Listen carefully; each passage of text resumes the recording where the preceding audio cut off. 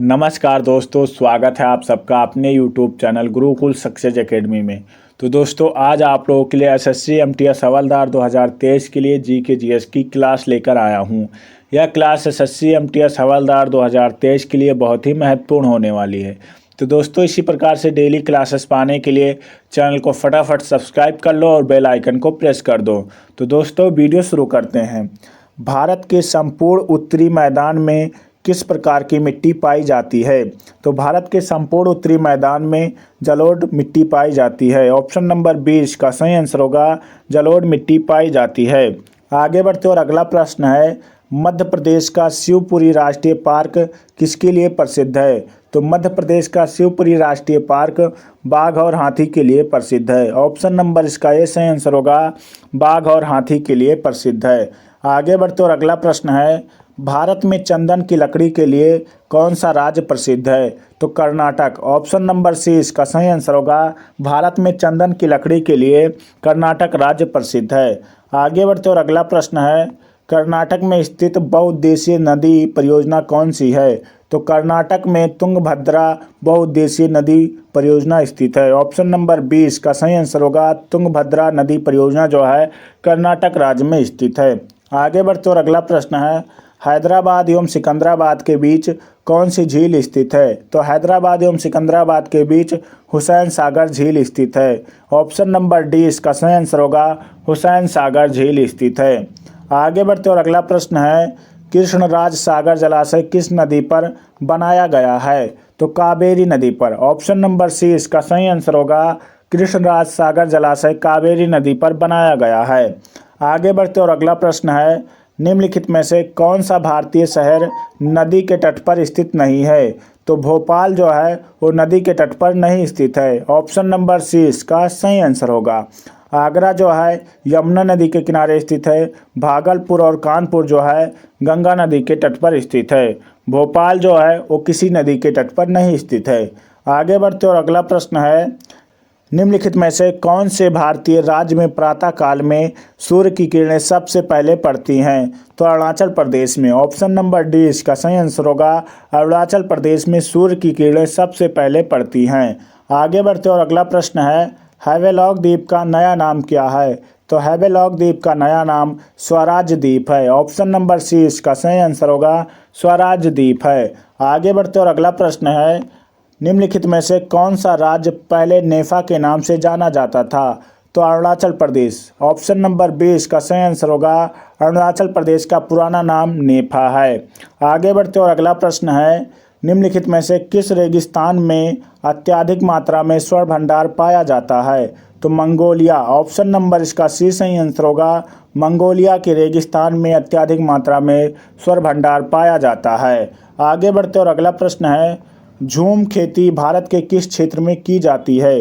तो झूम खेती उत्तरी पूर्वी भारत में की जाती है। ऑप्शन नंबर इसका ए सही आंसर होगा उत्तरी पूर्वी भारत में झूम खेती की जाती है। आगे बढ़ते और अगला प्रश्न है, किस प्रदेश में पूरे साल वर्षा होती है? तो विषुवतीय प्रदेश में पूरे साल वर्षा होती है। ऑप्शन नंबर इसका ए सही आंसर होगा विषुवतीय प्रदेश में पूरे साल वर्षा होती है। आगे बढ़ते और अगला प्रश्न है, प्रतिचक्रवात में वायुदाब कहाँ पर अधिक होता है? तो प्रतिचक्रवात में वायुदाब केंद्र में अधिक होता है।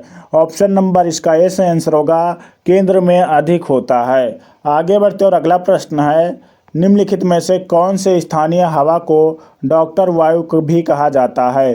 तो डॉक्टर वायु हरमट्टन को कहा जाता है। ऑप्शन नंबर 20 का सही आंसर होगा डॉक्टर वायु हरमट्टन को कहा जाता है। आगे बढ़ते और अगला प्रश्न है, जय हिंद का नारा किसने दिया था? तो जय हिंद का नारा सुभाष चंद्र बोस ने दिया था। ऑप्शन नंबर इसका ए सही आंसर होगा जय हिंद का नारा सुभाष चंद्र बोस ने दिया था।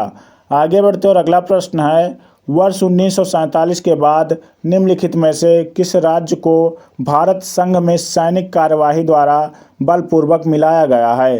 तो हैदराबाद को। ऑप्शन नंबर इसका ए सही आंसर होगा हैदराबाद को बलपूर्वक मिलाया गया है। आगे बढ़ते और अगला प्रश्न है, असहयोग आंदोलन को निलंबित क्यों किया गया था?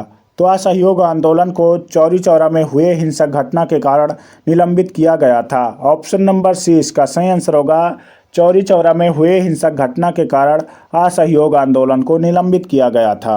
आगे बढ़ते और अगला प्रश्न है, किस अधिनियम में पहली बार भारत के लिए संघीय संरचना प्रस्तुत की गई है?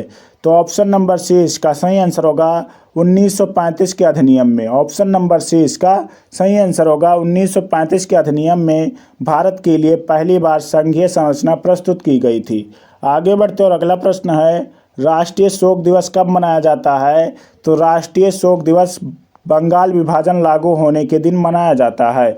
ऑप्शन नंबर इसका सी सही आंसर होगा, बंगाल विभाजन लागू होने के दिन राष्ट्रीय शोक दिवस मनाया जाता है। आगे बढ़ते और अगला प्रश्न है, महाराष्ट्र में गणपति उत्सव आरंभ करने का श्रेय किसको दिया जाता है? तो बाल गंगाधर तिलक को दिया जाता है। ऑप्शन नंबर 20 का सही आंसर होगा, बाल गंगाधर तिलक को महाराष्ट्र में गणपति उत्सव आरंभ करने का श्रेय दिया जाता है। आगे बढ़ते और अगला प्रश्न है, निम्नलिखित में से कौन सा नेता कांग्रेस के गर्म दल से संबंधित था? तो अरविंद घोष। ऑप्शन नंबर इसका ए सही आंसर होगा, अरविंद घोष का संबंध था गर्म दल से। आगे बढ़ते और अगला प्रश्न है, किसने ऑल इंडिया मुस्लिम लीग की स्थापना की है? तो ऑल इंडिया मुस्लिम लीग की स्थापना सलीमुल्लाह खान ने की है। ऑप्शन नंबर सी इसका सही आंसर होगा, ऑल इंडिया मुस्लिम लीग की स्थापना सलीमुल्लाह खान ने की है। अगला प्रश्न है, मुस्लिम लीग का प्रथम अध्यक्ष कौन था? तो मुस्लिम लीग का प्रथम अध्यक्ष आगा खां थे। ऑप्शन नंबर इसका ए सही आंसर होगा, मुस्लिम लीग के प्रथम अध्यक्ष आगा खां थे। आगे बढ़ते और अगला प्रश्न है, भारतीय राष्ट्रीय कांग्रेस के प्रथम सत्र की बैठक में कितने प्रतिनिधियों ने भाग लिया था? तो 72 प्रतिनिधियों ने भाग लिया था। ऑप्शन नंबर इसका ये सही आंसर होगा। कहाँ पर हुई थी? तो बम्बई में। और कब हुई थी? तो 1885 ईस्वी में भारतीय राष्ट्रीय कांग्रेस की प्रथम बैठक हुई थी। आगे बढ़ते और अगला प्रश्न है, बड़ा इमामबाड़ा कहाँ पर स्थित है? तो बड़ा इमामबाड़ा लखनऊ में स्थित है। ऑप्शन नंबर 20 का सही आंसर होगा। लखनऊ गोमती नदी के किनारे स्थित है, आगरा यमुना नदी के किनारे, पटना गंगा नदी के किनारे, इलाहाबाद जो है गंगा यमुना सरस्वती के संगम पर स्थित है। आगे बढ़ते और अगला प्रश्न है, लंदन में ब्रिटिश ईस्ट इंडिया कंपनी के गठन के समय भारत का शासक कौन था? अकबर। ऑप्शन नंबर इसका ए सही आंसर होगा, ईस्ट इंडिया कंपनी के गठन के समय अकबर जो था भारत का शासक था। आगे बढ़ते और अगला प्रश्न है, अकबरनामा किसने लिखी है?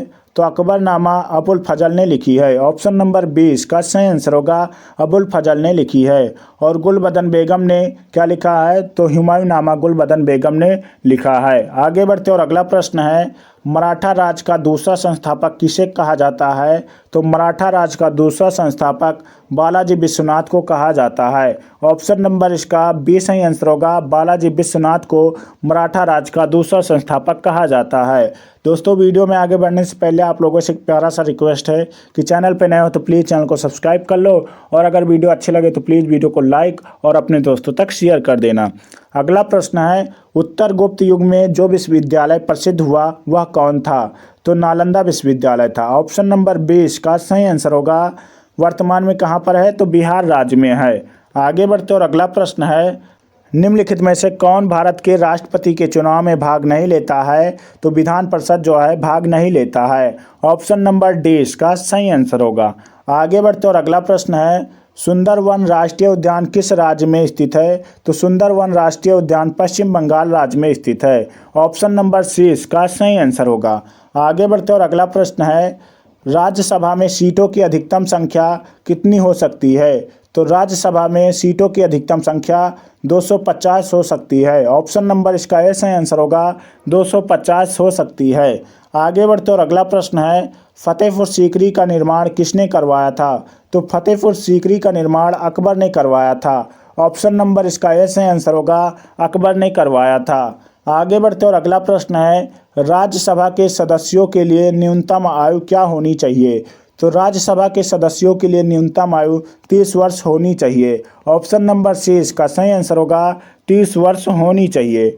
आगे बढ़ते और अगला प्रश्न है, पेनिसिलिन नामक औषधि किससे प्राप्त की जाती है? तो कवक से। ऑप्शन नंबर इसका ए सही आंसर होगा, कवक से प्राप्त की जाती है।